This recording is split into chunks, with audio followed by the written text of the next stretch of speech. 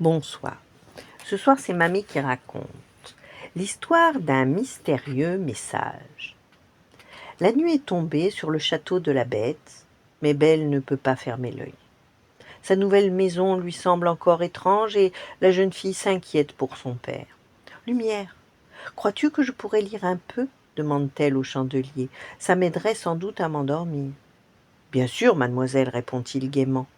Et il la guide le long des couloirs sombres jusqu'à la bibliothèque. Là, Belle a l'embarras du choix. Une pile de livres dans les bras, la jeune fille retourne vers sa chambre. C'est alors qu'elle repère un vieil ouvrage oublié sous les étagères. On dirait qu'il était là depuis un bon moment, observe-t-elle intriguée. Une fois dans son lit, Belle commence sa lecture. Le livre raconte l'histoire d'un chevalier et d'une princesse dont le royaume est terrorisé par un dragon sans pitié. Courageux, le chevalier décide de partir l'affronter. Belle est si impatiente de connaître la fin qu'elle se dépêche de tourner les pages. Mais voilà, il manque le dernier chapitre. Le lendemain matin, à l'arrivée de Big Ben pour le petit déjeuner, la jeune fille lui parle du livre. Quand le maître était petit, son précepteur lui demandait de lire cet ouvrage, explique l'horloge avec un sourire. Mais le maître était assez colérique, hélas, et il l'a jeté. Tandis qu'il feuillette le livre, un morceau de papier tombe sur le sol. Un message. Sur celui-ci, il est écrit « Jeune maître, détruire un livre sur un accès de rage n'est pas tolérable. Si vous voulez lire le dernier chapitre, il vous faudra le retrouver. Voici le premier indice. Sous les pieds gris, vous découvrirez un autre message. » Mais qu'est-ce que ça veut dire ? Les trois amis se regardèrent perplexes. Ils décident de fouiller le château, mais sans succès. Alors que Belle commence à se décourager, une petite voix la fait sursauter. « Ces armures de chevalier me semblent être plutôt grises, non ?» déclara Zip. « Tu as raison, » lui répondit la jeune fille. Et que trouve-t-il glissé sous les pieds d'une armure ? Un nouveau message. Belle s'empresse de le lire.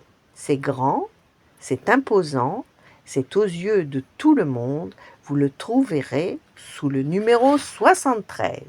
« Grand ?»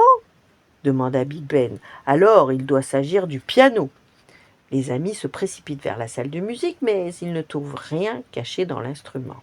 « Qu'y a-t-il d'autre de grand dans le château ?» interroge l'horloge. « Tout, pense Belle. La seule chose plus imposante que les autres est l'escalier principal. » Mais bien sûr, direction l'escalier. Le petit groupe compte les marches ensemble. Sous la 73e, ils découvrent un autre message. Le prochain indice est placé entre deux frères rois de l'imaginaire. Belle se met à réfléchir. Deux frères, rois de l'imaginaire, ça lui rappelle quelque chose. Les frères Grimm, bien sûr. Comme l'explique la jeune fille, les frères Grimm ont écrit de célèbres contes de fées, ce qui signifie que le prochain indice se trouve sûrement dans la bibliothèque, conclut-elle. Alors arrivée, Zip scrute la pièce. Où sont rangés les livres de contes ? Demande la petite tasse. Tout en haut, répond Belle. Sous le regard inquiet de Big Ben, elle se met à grimper l'échelle pour atteindre la dernière étagère. Puis elle attrape le livre des frères Grimm, le coince dans son tablier avant de rejoindre ses amis. Mais la jeune fille a beau secouer l'ouvrage, celui-ci ne contient aucun message. « Il est là !» indique Zip en désignant une feuille sur le sol. Le message a dû tomber quand Belle redescendait l'échelle. Soulagée, elle se baisse pour le ramasser. « Dernier indice, lit-elle. Vous y êtes presque. Il suffit de trouver le lutin. »« C'est quoi un lutin ?» demande Zip. « Ce sont des petites créatures avec des longues barbes et des chapeaux pointus, précise Belle. Big Ben se souvient que son jeune maître lui a parlé d'un lutin une fois, mais il ne s'en rappelle plus. Pour en savoir plus, la seule solution, aller voir la bête. Mais lorsque Belle va frapper à sa porte, celui-ci est furieux. Il se lève et sort en trombe de la pièce. « Nous avons trouvé un message de Monsieur Lebeau, » lui crie la jeune fille. « Nous avons besoin de votre aide. » Quelques instants plus tard, la bête revient, adoucie. « Je me suis montré très grossier envers vous, et j'en suis désolé, » s'excuse-t-il. « Vous avez dit quelque chose à propos de mon ancien précepteur ?» Elle se met à lui parler du livre et des indices laissés par Monsieur Lebeau. Pour échapper à ces leçons, indique la bête, j'avais l'habitude d'aller me cacher derrière un rocher en forme de lutin. Les amis filent aussitôt dans le jardin. Enterré sous la pierre en question, ils découvrent un message de félicitations et les pages manquantes de l'ouvrage. Belle est ravie. Voulez-vous bien nous le lire ?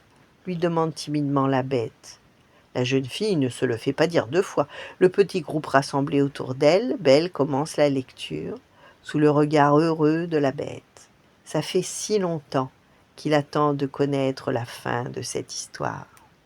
Voilà, bonne nuit, faites de beaux rêves et à demain.